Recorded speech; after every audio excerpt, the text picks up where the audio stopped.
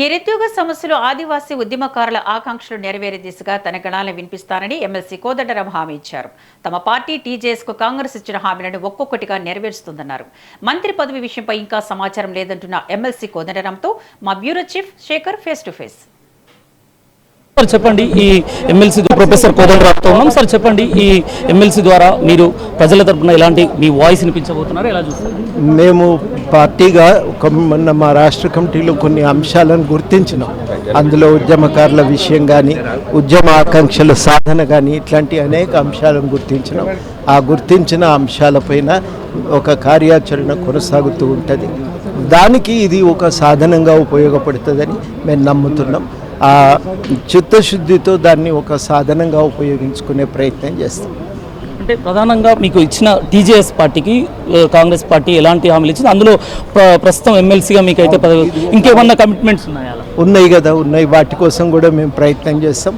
వాటి కోసం కూడా సీరియస్గా పనిచేస్తాం. అంటే ఉద్యమకారుల కోసం మీ కార్యాచరణ ఎలా ఉండబోతుంది?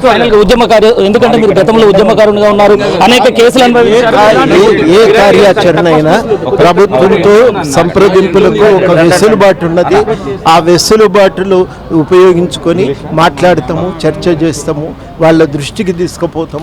న్యాయం జరుగుతుందనే విశ్వాసం మాకుంది. లేని ఏడల అప్పుడు ఏం చేద్దామనేది అప్పుడు ఆలోచిద్దాం. ఇప్పటి వరకైతే చర్చలకు వెసులుబాటు ఉంది, వాళ్ళు కూడా వింటున్నారు.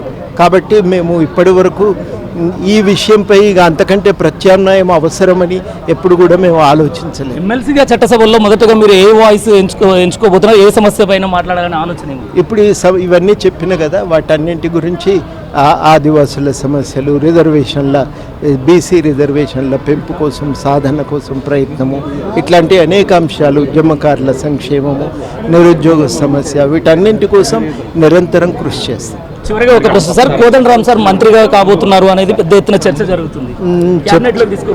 చర్చ అయితే నా దృష్టికి రాలేదు.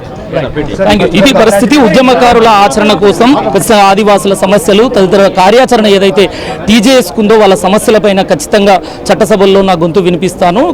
మొదటి నుంచి ఏదైతే ప్రొఫెసర్ జయశంకర్ సార్తో గతంలో మేము ఏదైతే ప్రతిజ్ఞ తీసుకున్నామో దాని సందర్భంగా దాని ప్రకారమే అంటే ప్రజా సమస్యలపైన ఖచ్చితంగా మా వాయిస్ వినిపిస్తాము చట్టసభల్లో. ఆ దిశగా నా ఎమ్మెల్సీ పదవిని ప్రజా సమస్యల కోసం ఎమ్మెల్సీగా ఎప్పటికప్పుడు నా గలం విప్పడానికి సిద్ధంగా ఉన్నాను. ప్రభుత్వంతో సానుకూలంగా చర్చించి ప్రజా సమస్యల్ని పరిష్కరించడానికి ఎమ్మెల్సీగా ప్రజల తరపున తన వాయిస్ వినిపిస్తాను అంటూ ధీమా వ్యక్తం చేయడం జరిగింది. కెమెరా పర్సన్ జయకృష్ణతో శేఖర్, అసెంబ్లీ మీడియా పాయింట్ నుండి.